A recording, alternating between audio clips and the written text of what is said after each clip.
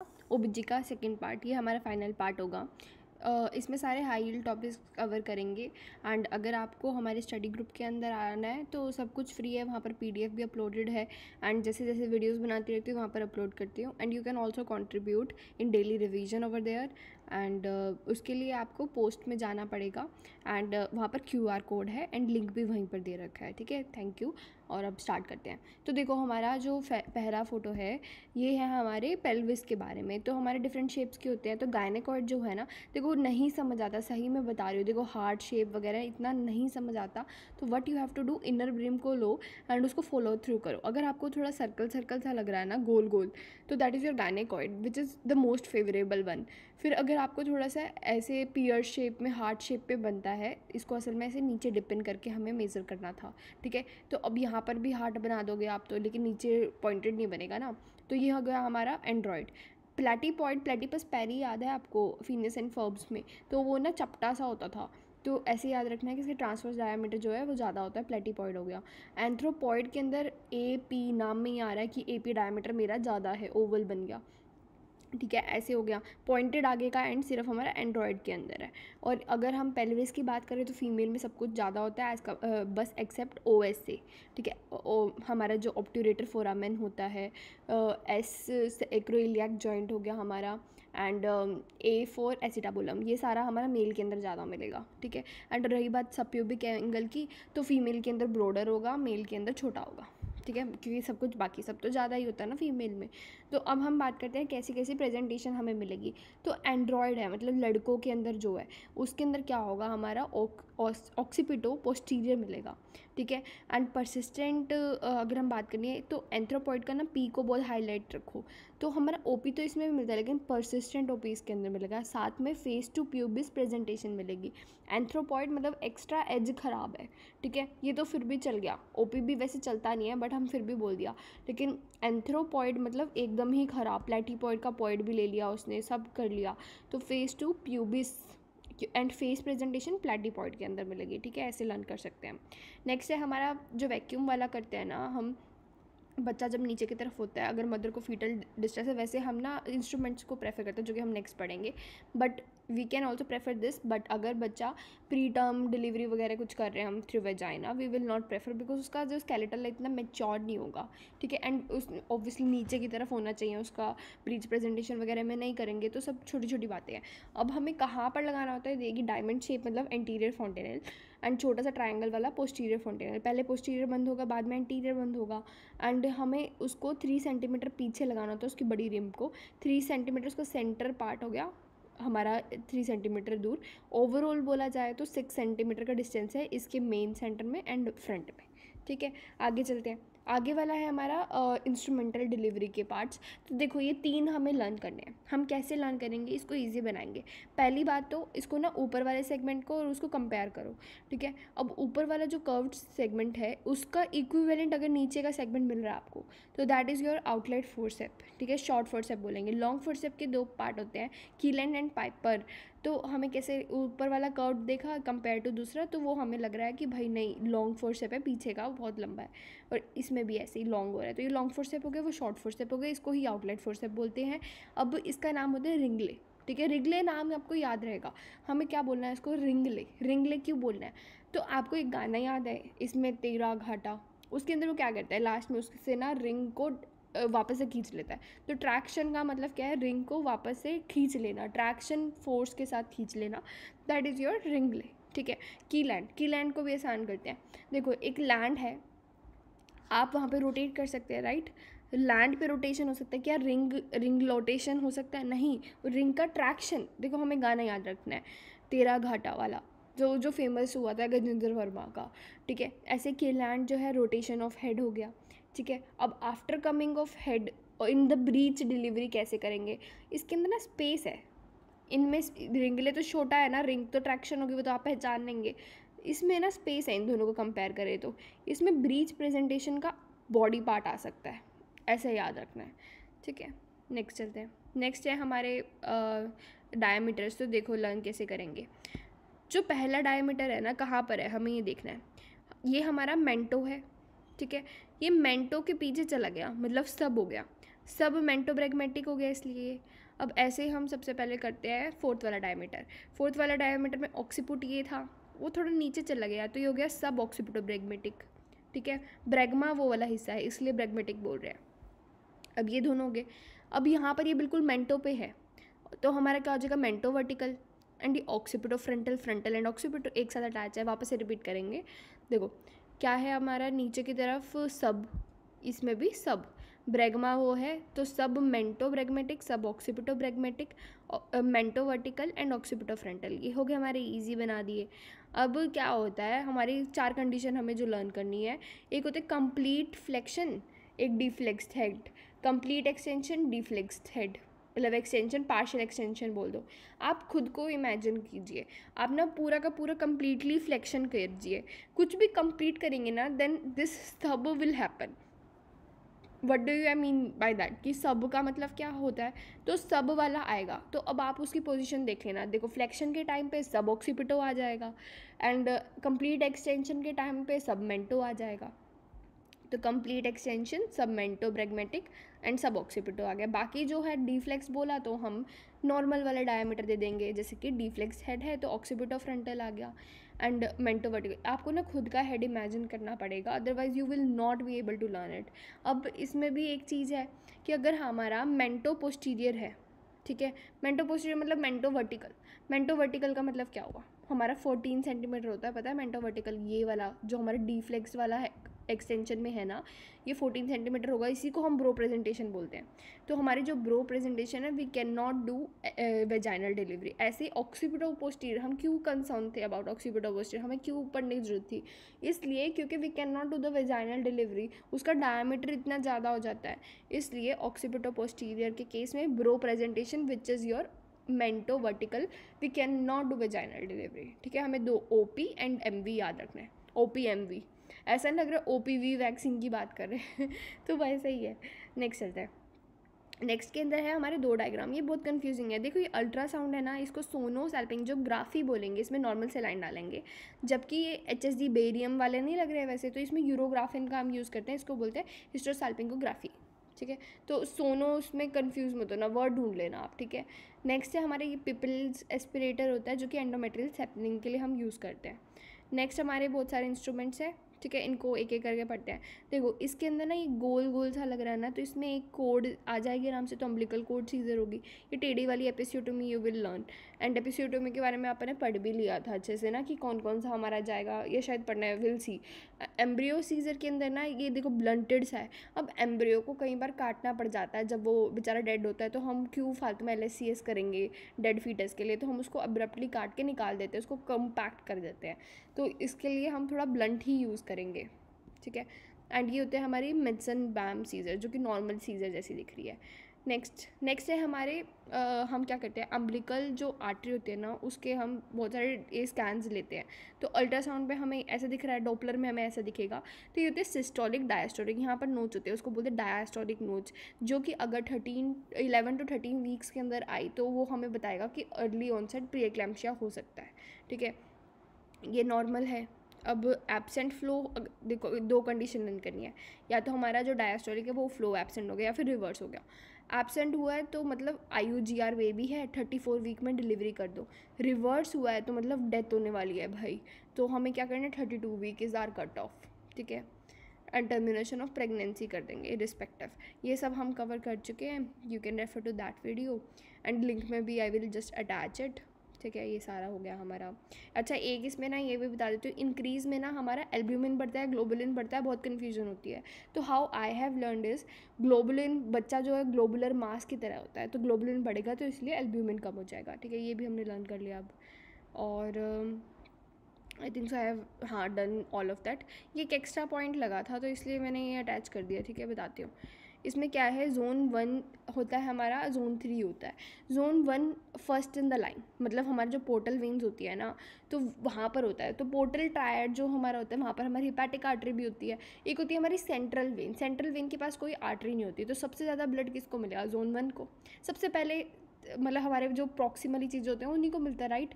तो वहाँ पर क्या होगा, ये हेपेटाइटिस के अंदर इफेक्ट होगी, ठीक है, टॉक्सिन्स इन द गट में होगी। जबकि अगर कोई शॉक CHF में कुछ दिक्कत हुई या फिर ड्रग्स आपने ऐसी दे दी, तो उसमें क्या होता है, हमारा ज़ोन 3 वाला जो होता है वो इफेक्ट हो सकता है। नटमैग लीवर वगैरह भी हमने एक GT में रिवाइज़ किया, अदरवाइज़ फिर से हम रिवाइज़ कर लेंगे बाद में, ठीक है।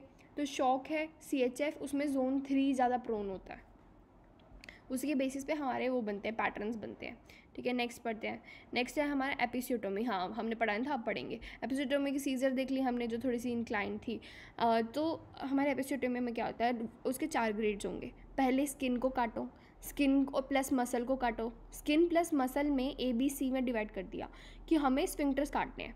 स्फिंक्टर्स लेकिन कैसे काटेंगे, लेस देन 50 एक्सटर्नल स्फिंक्टर काटा या मोर देन 50 एक्सटर्नल काटा, C के अंदर आ जाएगा एक्सटर्नल प्लस इंटरनल स्फिंक्टर काटना, ठीक है। फोर्थ के अंदर क्या है, सब काट दिया, रेक्टल मिकोसा तक काट दिया। तो थर्ड एंड फोर्थ देखने से पता चल रहा है इमरजेंसी है, तो हमें OT के अंदर या तो इमीडिएटली ऑपरेशन कर दो। अगर आपने इमीडिएटली नहीं किया ना, तो you will wait for some time and उसको 6 हफ्ते के बाद करोगे। ऐसा ही सिमिलर केस होता है हमारे ब्लैडर इंजरी में।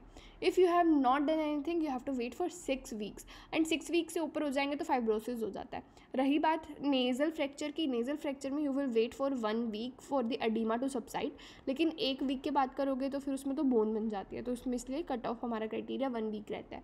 एंड पहली जो 2 है लेबर के अंदर ही यू कैन रिपेयर।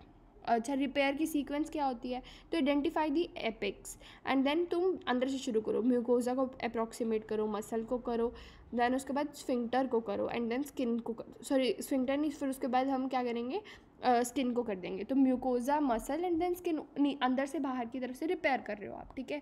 बाहर से अंदर का कोई सेंस भी नहीं बनता। नेक्स्ट चलते हैं। अगर आपको पॉलिप या फिर फाइब्रॉइड बोल रखा है और एसिम्प्टोमेटिक बोला है, तो you just have to wait and watch, nothing you have to do, ठीक है। क्योंकि ना मतलब बहुत नुकसान होता है ये सारे ऑपरेशन वगैरह करने में, और हमारे पास कुछ कुछ दवाई ऐसी है जो हमारा ऐसे ठीक कर सकती है, जैसे कि अभी हम फाइब्रॉइड का तो पूरा पढ़ेंगे।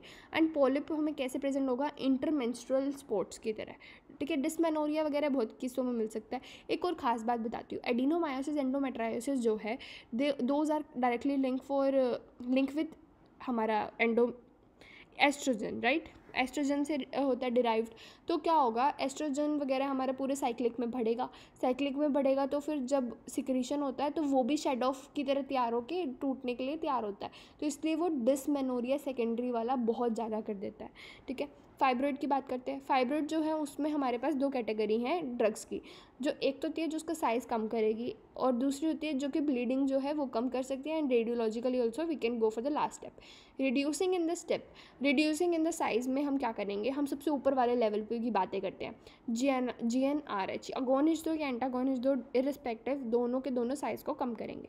अब ये ना प्रोजेस्टेरोन डिराइव्ड होता है, याद रखना। तो हम इसलिए एंटी प्रोजेस्टेरोन एंड SPRM दे सकते हैं। Make sense, right. पहली बार शायद समझ आया हो तो लेकिन अच्छा है ना।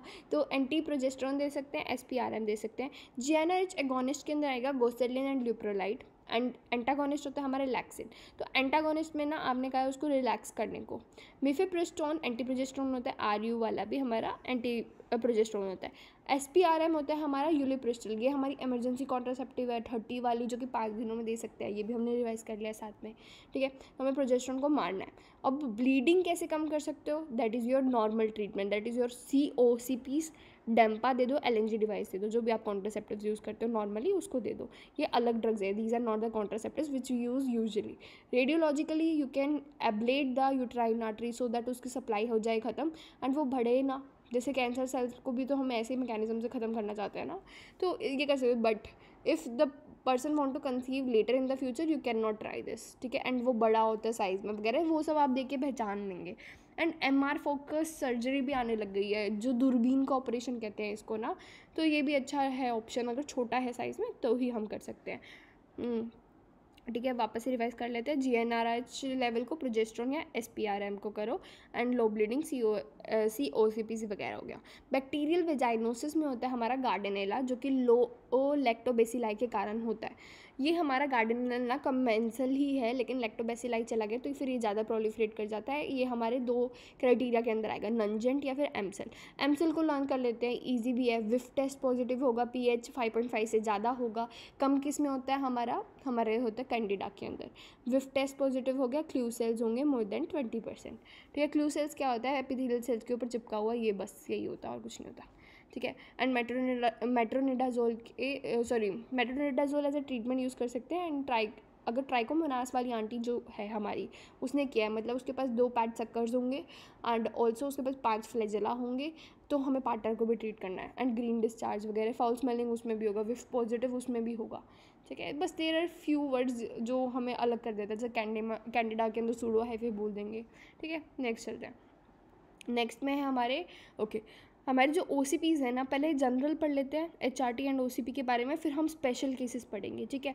OCPs जो हैं वो हमारा क्या करता है, CEO के लिए यूज़ करता है, मतलब कि प्रोटेक्टिव होता है, मेरा कहने का ये मतलब था। Colorectal cancer, endometrial cancer and ovary cancer के लिए प्रोटेक्टिव है। AUB के अंदर क्या होता है हमारा, AUB के अंदर होता है हमारा मेंसेस वगैरह में हम यूज़ कर सकते हैं अगर एबनॉर्मल वाला हो रखा है, तो इसमें भी तो हमने दिया ही था ना मेंसेस के लिए, वही सेम, ठीक है। साइड इफेक्ट में breast cancer, liver and DVT, याद रखना। लीवर, DVT, ये जो हॉर्मोन्स होते हैं ना, वैसे ही कोएगुलेटिव, हमारा प्रेगनेंसी क्यों हाइपर कोएगुलेबल स्टेट होती है, because of these hormones only, and you are providing these hormones, तो सेम ही चीज़ होगी ना। इसलिए HRT एंड COCP के साइड इफेक्ट्स और कॉन्ट्राइंडिकेशन सेम ही होते हैं, that is your breast cancer. इसलिए प्रेगनेंसी वगैरह में भी इतना हार्मोन वगैरह होता है, तो प्रोन तो होती है female. Breast cancer, liver and DVT, खासकर इसमें ईस्ट्रोजन जो होता है ना, वो मेनली हाइपर कोएगुलेबल वगैरह बनाता है, सब कुछ करता है। एंड हिपैटिक एडिनोमा कराएगा, कैंसर नहीं, ठीक है। फिर उसके बाद आता है हमारा HRT के यूजेस। एट्रोफिक, पता है most common post menopausal bleeding ना, हम सोचते हैं एंडोमेट्रियल होगा, ये होगा, नहीं, इट इज़ एट्रोफिक वेजाइनाइटिस, ठीक है। Atrophic vaginitis, hot flashes and vasomotor symptoms होते हैं इसके अंदर, इन सब के लिए हम यूज़ कर सकते हैं HRT। ओस्टियोपोरोसिस के लिए रेलॉक्सोफेनिक स्पेसिफिक है जो हम यूज़ करते हैं। If you will use this for the vasomotor then तो मतलब बढ़ जाएगा उल्टा। एंड एथेरोस्क्लेरोसिस वगैरह के लिए भी। एंड रही बात साइड इफेक्ट, तो सेम ही है। तो atrophic vaginitis, hot flashes, vasomotor and osteoporosis and athero के लिए you are using the HRT oestrogen. पता है you can combined it with the progesterone for few days so that ये सारे ब्रेस्ट कैंसर वगैरह ये सब नहीं बढ़ता। नेक्स्ट चलते हैं। अब हमने क्या किया, थोड़े चेंजेस लेकर आए। प्रोजेस्टेरोन ओनली पिल जो होती है, जिसको हम मिनी पिल बोलते हैं, that is for good for the lactating female. 1 महीने के बाद ही स्टार्ट कर दो टू 1 साल, लेकिन it is not very effective contraceptive. इसके कारण क्या होता है कि you are changing the endometrial वाला area, uterine cavity, very good, लेकिन एक्टोपिक प्रेगनेंसी हो जाएगी। एंड ओबीस फीमेल के अंदर ये कामयाब नहीं होती इतनी, ठीक है। एक्टोपिक प्रेगनेंसी याद रखना। ट्राईफेजिक के अंदर क्या होता है, ये डायबिटीज़ के अंदर you can use it, which is a good part. And desogestrel जो होता है वो 3rd जनरेशन प्रोजेस्टेरोन है, अभी हमने प्रोजेस्टेरोन पढ़ा ना। ऐसे ही लैक्टेटिंग मदर के अंदर हम यूज़ करते हैं, वो तो नॉर्मल बात थी। डायबिटीज़, हाइपरटेंशन एंड स्मोकर्स में ऑल्सो, देखो जो हमने पढ़ा कि DVT वगैरह के अंदर हम नहीं करेंगे, ये सारी चीज़ें थी because of oestrogen.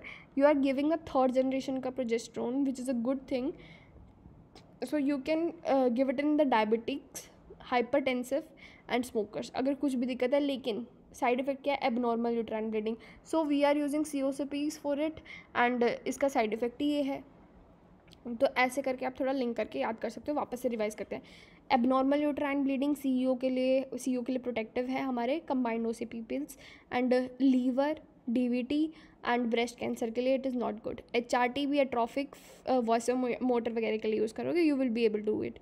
Triphasic is good in diabetes, lipid वगैरह मेटाबॉलिज्म इतना नहीं करता।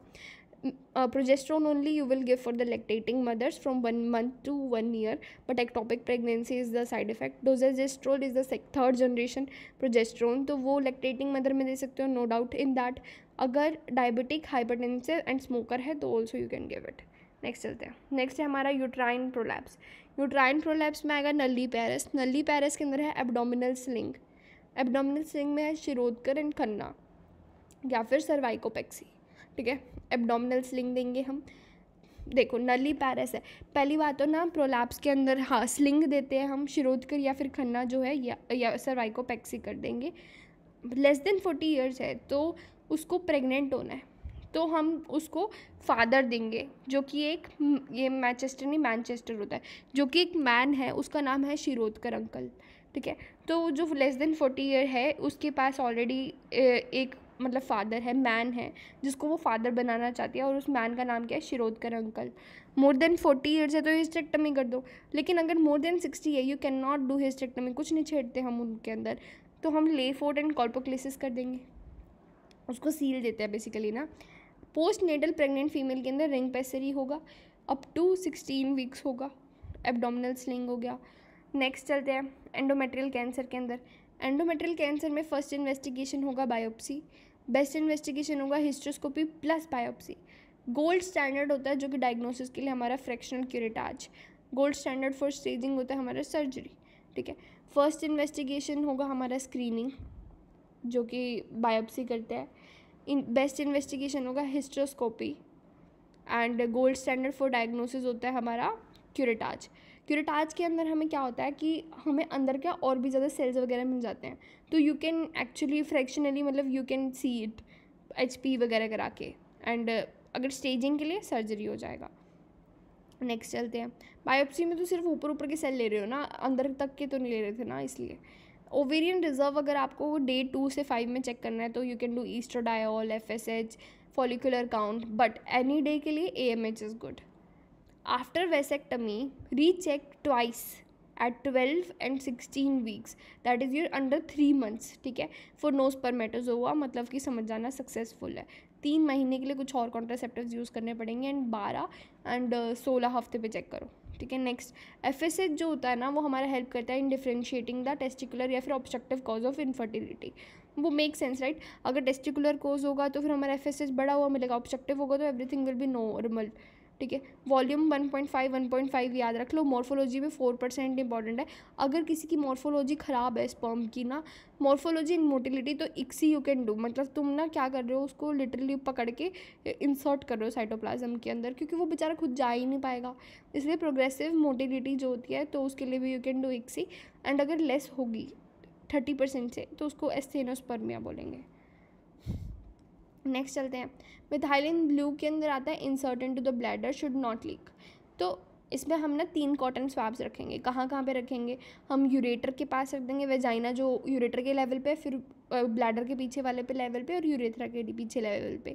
तो अब हम क्या करेंगे, हम ना मिथाइलिन ब्लू के डाई को इंसर्ट करते हैं इनटू द ब्लैडर। अब ब्लैडर में इंसर्ट करने के बाद वो कहाँ पर जा सकता है, अगर ब्लैडर के अंदर होल हुआ तो फिर जो ब्लैडर के पीछे वेजाइना में हमने कॉटन रखी थी बीच में, उसमें ब्लू कलर आ जाएगा, एंड नीचे वाले में ब्लू कलर आ जाएगा, राइट, मेक सेंस राइट।